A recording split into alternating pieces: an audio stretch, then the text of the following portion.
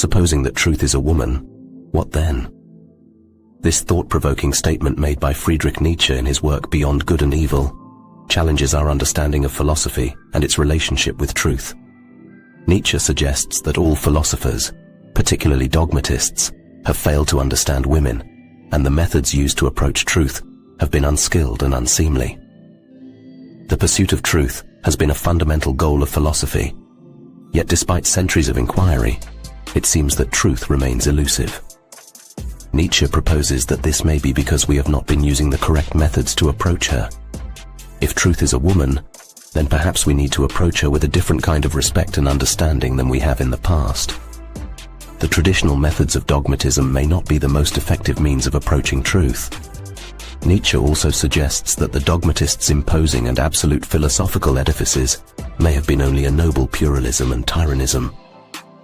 Perhaps the basis of such imposing and absolute philosophical edifices was founded on some popular superstition of immemorial time, or a play upon words. In other words, Nietzsche is suggesting that perhaps the foundations of philosophy are not as solid as we may have thought. However, Nietzsche is not suggesting that we should discard all of philosophy. Instead, he believes that we should acknowledge the errors of the past and build upon them. The struggle against Plato's invention of pure spirit and the good in itself produced in Europe a magnificent tension of soul, such as had not existed anywhere previously. This struggle against the ecclesiastical oppression of millenniums of Christianity produced a tension that can be used to aim at the furthest goals. As free and very free spirits, we are still experiencing the distress of spirit and all the tension of its bow. Perhaps it is through this distress that we will find the arrow, the duty, and the goal to aim at.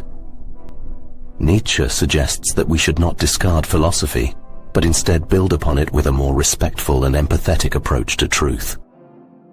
In conclusion, Nietzsche's thought-provoking statement challenges our understanding of philosophy and its relationship with truth. His suggestion that we need to approach truth with a different kind of respect and understanding than we have in the past is both refreshing and challenging. By acknowledging the errors of the past and building upon them, we may be able to find the arrow, the duty, and the goal to aim at.